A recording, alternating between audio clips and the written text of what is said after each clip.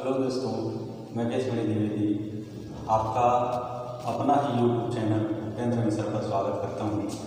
और हम अभी जो फूड इंस्पेक्टर की एग्जाम आई है उसके लिए जो अधिनियम वाला पार्ट है वो पढ़ रहे हैं। इससे पहले ये जो 1955 के आवश्यक वस्तु अधिनियम है उसका पार्ट 1 बन चुका है। अगर आपने उसको नहीं देखा है तो जरूर देख लीजिए। और हम समय बर्बाद ना करते तुरंत चलते हैं इस अधिनियम की चर्चा की ओर। तो इससे पहले हमने धारा 1 और धारा 2 के बारे में अध्ययन कर लिया था। आज हम पढ़ेंगे आवश्यक वस्तु अधिनियम 1955 की धारा 3 के बारे में। ठीक है, तो धारा 3 में क्या बताया गया? तो धारा 1 और 2 में आपने देखा था पहले परिभाषा थी, 2 में उसका विस्तार देख लेते हैं कि ये पूरी तरीके से इसको कौन जोड़ेगा कौन घटाएगा। तो केंद्र सरकार जो है राज्य सरकार के परामर्श से कोई भी वस्तु का आवश्यक घोषित कर सकती है, उसकी आप लिस्ट से हटा सकती है। ये आपने देख लिया था। फिर उसको संसद के समक्ष रखना जरूरी होता है, ये आपने जान लिया। आज हम देखते हैं धारा 3 आवश्यक वस्तुओं के उत्पादन, प्रदान मतलब सप्लाई, वितरण आदि का नियंत्रण करने की शक्तियाँ। तो ये शक्तियाँ केंद्र सरकार को ये वाली जो शक्ति मिली है। तो आवश्यक वस्तुओं के उत्पादन, प्रदाय अर्थात आपका सप्लाई और वितरण, इस पर नियंत्रण करने की शक्तियों के लिए यह जो प्रावधान है आपकी शक्ति मिली है, ये कौन सा धारा मिली है? तो आपको ये मिलता है धारा 3। अब धारा 3 में यह शक्ति आप कैसे याद कर सकते हैं? आप देखते हैं कि 3 तिकड़ा महा बिगड़ा काम बिगड़ा ऐसा बोलते रहते हैं। ये नियंत्रित कर रखते हैं। कई बार स्वतंत्रता में अगर नियंत्रण लागे तो आदमी कहेगा काम बिगाड़ के, ऐसे कमेंट से करते हैं ना, पूरे काम को ये बिगाड़ दिया।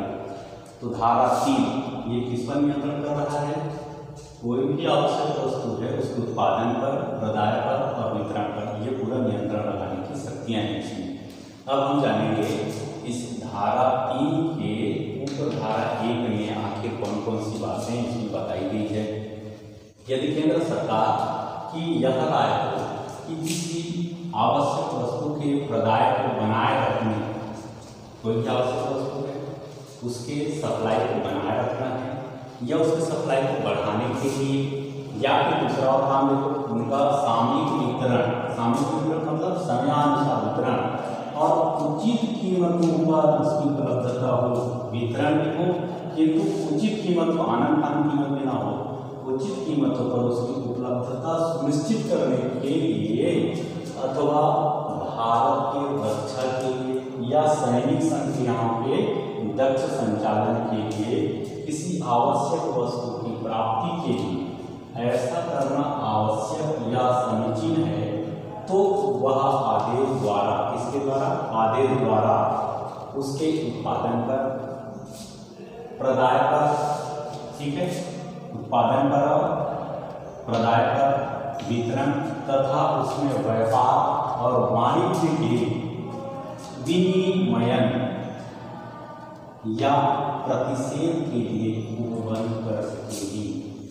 तो अगर राज्य से जो केंद्र सरकार है, केंद्रीय सरकार की यह राय हो कि कोई भी आवश्यक वस्तु है ना, तो उसको अगर लगे केंद्र सरकार को कि जो आवश्यक वस्तु है उसके प्रदाय को बनाए रखना है, उसकी मात्रा को बढ़ाना है, या फिर उनके सामूहिक वितरण या उचित कीमतों पर उपलब्ध कराने के लिए सुनिश्चित करना है, तो कब इसका आवश्यकता पड़ती है? आप जान रहे हैं कि भारत में अगर रक्षा के लिए हो तभी ऐसा आवश्यकता पड़ सकता है, या फिर दूसरी कंडीशन बनती है कि जो सैनिक हैं, है ना, तो सैनिक संक्रियाओं के दक्ष संचालन के लिए, या फिर देश में कभी हमको ये लगे कि नहीं ये आवश्यक सामग्री और आने वाले समय में की जरूरत हो सकती है, उस पर क्या कर सकते हैं कि जिसका उत्पादन है, ठीक है, उत्पादन के बाद इसका जो सप्लाई हो रहा है और वितरण हो रहा है, इस पर नियंत्रण किया जा सकता है। तो नियंत्रण आदेश के द्वारा किया जाता है।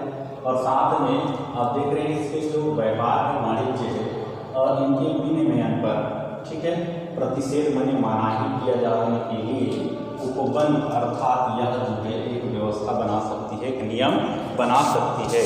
ये पहले में आपको पता चलता है। विनिमयन मतलब नियम के अनुसार, नियम के अनुरूप इसको नियंत्रित किया जा सकता है। इसके उत्पादन पर, इसके वितरण पर या इसकी सप्लाई पर नियंत्रण करने के लिए अगर लगता है, केंद्र सरकार को ऐसा लगे कि इस पर करना चाहिए नियंत्रण, तो नियंत्रण किया जा सकता है।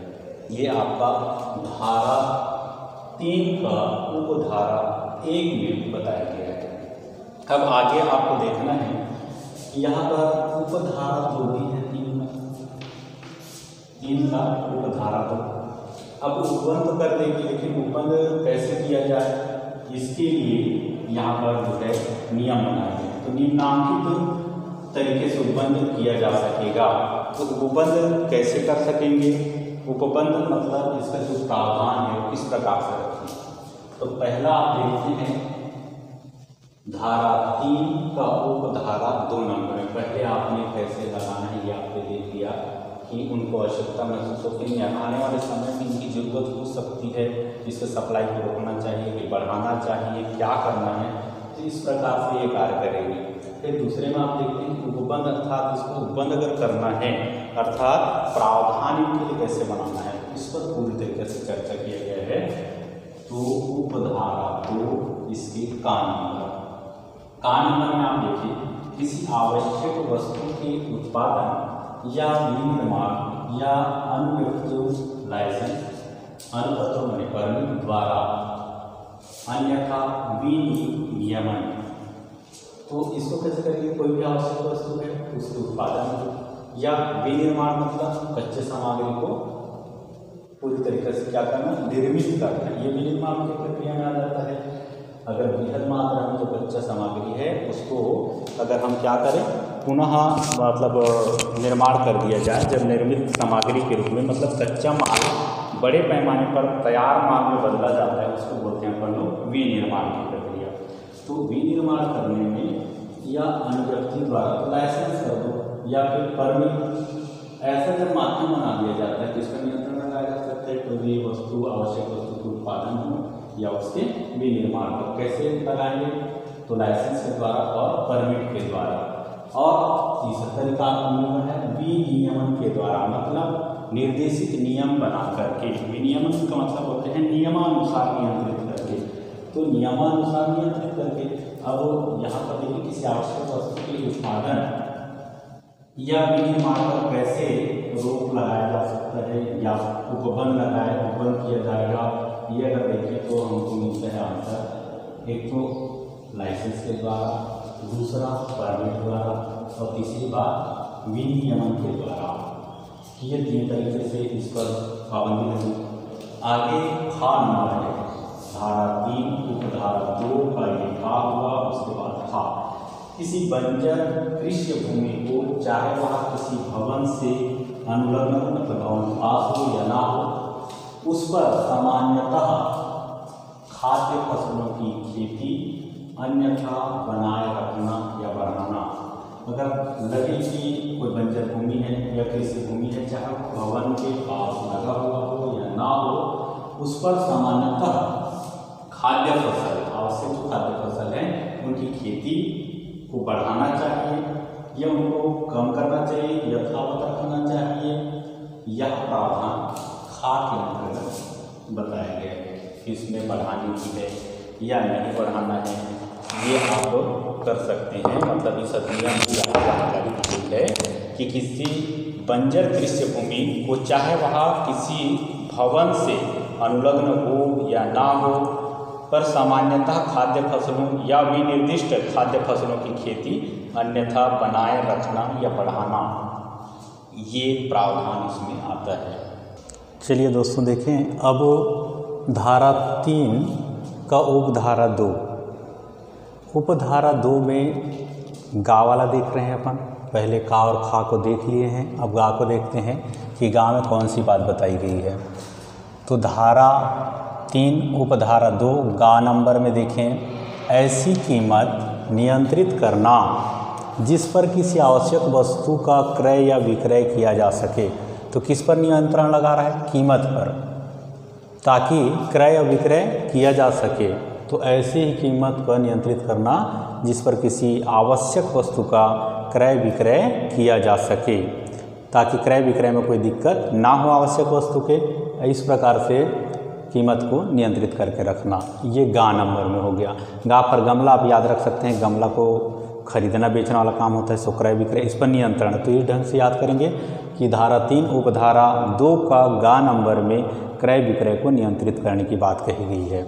अब घा नंबर देखिए, इसमें क्या बात है, तो किसी आवश्यक वस्तु के भंडारकरण, परिवहन, वितरण, व्ययन मतलब डिस्पोजल, अर्जन करना और प्रयोग या खपत का अनुज्ञप्तियों द्वारा माने लाइसेंस के द्वारा या अन्यथा विनियमन मतलब कोई नियम निर्देश दे करके इसको नियंत्रित करना। चूँकि यह नियंत्रण वाले पार्ट है तो इसमें पूरा नियंत्रित करना है, चाहे भंडारण हो या परिवहन हो, वितरण हो, व्ययन हो, अर्जन या प्रयोग या खपत का लाइसेंस के द्वारा, ठीक है ना, लाइसेंस के द्वारा या फिर कोई निर्देशित नियम के द्वारा इस कार्य पर क्या करना, नियंत्रण लगा के रखना।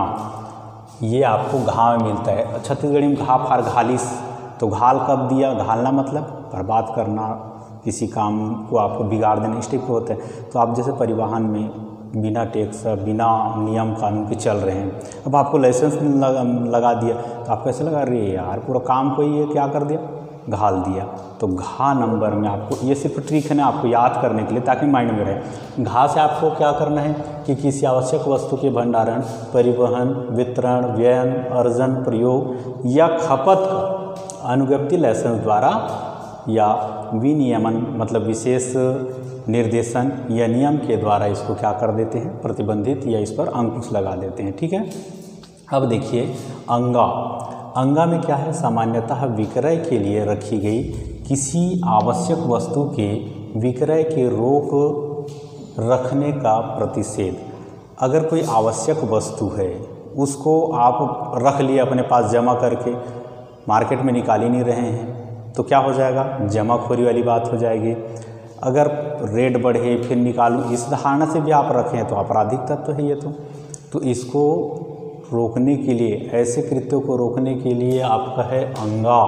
कौन सा, अंगा। सामान्यतः विक्रय के लिए रखी गई किसी आवश्यक वस्तु के विक्रय को रोके रखने का प्रतिषेध मने मनाही करती है, उस पर प्रतिषेध लगा देती है कि आप ऐसा नहीं कर सकते। 4 नंबर पर देखिए 2 का 4, धारा 3 उपधारा 2 इसका 4 नंबर। किसी व्यक्ति से जो किसी आवश्यक वस्तु को स्टॉक में रखता है, किस में रख रहा है, स्टॉक में रखता है, या उसके उत्पादन में या उसके विक्रय मतलब उसके क्रय या विक्रय के कारोबार में लगा हुआ है, यह अपेक्षा करता है कि स्टॉक करने का काम करे, उत्पादन का काम करता है या क्रय विक्रय के कारोबार में लगा हुआ है, उससे यह अपेक्षा की जाती है कि वो क्या करे। तो यह धारा इससे क्या अपेक्षा रख रही है देखना 4 नंबर में। 4 का पहला पॉइंट का उस संपूर्ण मात्रा जो उत्पादन करता है उसके विनिर्दिष्ट जो निर्देश किया गया है भाग का जिसका वह स्टॉक में रखता है या जिसे उसने प्राप्त किया है। इसी में खा किसी ऐसी वस्तु की दशा में जिसका वह संभवतः उत्पादन करेगा, अभी प्राप्त नहीं किया है ना, उत्पादन भी नहीं किया, फिर भी उत्पादन करने वाला है, उत्पादन करेगा, या जिसे वह संभवतः प्राप्त करेगा, उसके द्वारा उत्पादन या प्राप्त करने पर जब उत्पादन हो जाए और प्राप्त कर ले उस संपूर्ण वस्तु पूरे वस्तु पर या उसके विनिर्दिष्ट भाग पर वो जो निर्देश दिया जाए उस भाग पर, जैसे बोले 100% है उसमें आपका 10% आपके अनुसार और 90 हमारे अनुसार ऐसे बोल दे, तो उसके निर्दिष्ट भाग पर जितना निर्देश दिया जाएगा उस भाग का उसको क्या करना पड़ेगा, सरकार जो बोले उसके अनुसार उसको कार्य करना है। क्योंकि क्या कर रहा है यहाँ पर, उसके उत्पादन में यह अपेक्षा करता है कि, तो क्या अपेक्षा कर रहा है, या उत्पादन के द्वारा या संग्रहण के द्वारा स्टॉक रखता है या आने वाला समय प्राप्त करता है,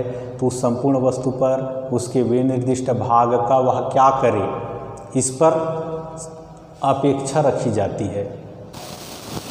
देखिए जो धारा 3 का 4 नंबर में पढ़ रहे थे वो यह अपेक्षा करना कि वह क्या करती है, तो इसमें क और खा आपने जान लिया था स्टॉक रखने वाले के लिए। तो इसमें क्या बताया गया है कि केंद्रीय सरकार या देखिए पहला केंद्रीय सरकार या किसी राज्य सरकार को या ऐसी सरकार के किसी अधिकारी को या अभिकर्ता को या किसी सरकार के स्वामित्वाधीन या उसके नियंत्रित किसी निगम को या ऐसे अन्य व्यक्ति या व्यक्तियों के वर्ग को और ऐसी परिस्थितियों में जो आदेश में विनिर्दिष्ट किया जाए विक्रय करे। तो जो स्टॉक में रख रहा है, जो लेन देन का काम रखता है, उससे यह अपेक्षा की जाती है कि वह किसको बेचे, विक्रय करे माने बेचे, तो किसको बेचे, केंद्रीय सरकार को या फिर राज्य सरकार को या सरकार के किसी अधिकारी को या फिर सरकार के अभिकर्ता को या किसी सरकार के स्वामित्वाधीन या उसके नियंत्रित किसी निगम को या ऐसे अन्य व्यक्ति या व्यक्तियों के वर्ग को, लेकिन ये सरकार के नियंत्रण वाली है ना। और ऐसे परिस्थितियों में जो आदेश में उल्लिखित हो, विनिर्दिष्ट हो किया जाए, उसको ही जो स्टॉक में रखा गया है उसको विक्रय करे, यह अपेक्षा की जाती है। क्लियर है। तो यहाँ से भी प्रश्न बनेंगे कि एक साधारण व्यक्ति को ये विक्रय करने की अनुमति नहीं दे रहा है ना, कहीं ना कहीं सरकारी तंत्रों से जुड़े हुए हैं, चाहे निगम हो या फिर आप देख रहे हैं अभिकर्ता है या सरकार, राज्य सरकार है, केंद्र सरकार है, उनको ही विक्रय करे, ये अपेक्षा की जाती है इसमें। तो ये धारा 4, इसमें का और खा आपने जाना। तो इस वीडियो में हम यहीं तक पढ़ते हैं, चूँकि और बहुत ज़्यादा लंबी हो जाएगी, तो धारा 3 के बाद आगे के और धारा के बारे में हम चर्चा करेंगे। दोस्तों अभी जो फूड इंस्पेक्टर का एग्ज़ाम है उसके लिए आप टेस्ट सीरीज ज़रूर लगाइए। टेस्ट सीरीज के लिए क्या करेंगे आप, टेस्ट सीरीज 199 रुपये में आपको दी जा रही है और इसके लिए 93 29 38 36 45 अगर कोई समस्या हो टेस्ट सीरीज संबंधी तो आप इस नंबर पर कॉल कर लीजिए और कॉल करके सर से आप जो है उसके संबंध में है ना समस्या है तो समाधान ले सकते हैं आप, वो बता देंगे कि आपको कहाँ से कैसे प्राप्त होगी। तो टेस्ट सीरीज 199 रुपये में रखा गया है। टोटल 8 सीरीज आपको उपलब्ध कराई जाएगी और एक टेस्ट फ्री में आपको दिया जा रहा है। फ्री टेस्ट है पहला, फिर टेस्ट 7 आपको, तो इस प्रकार टोटल 8 टेस्ट आपको दिलाने को मिलेगा इसमें मात्र 199 रुपये में। तो फूड इंस्पेक्टर के लिए आप तैयारी अगर कर रहे हैं तो बेहतर तैयारी हो जाए, इसके लिए टेस्ट सीरीज जरूर लगाइए, क्योंकि आप टेस्ट करते रहेंगे तभी जाके आपका कितना ज्ञान बढ़ रहा है आपको पता चलता रहेगा।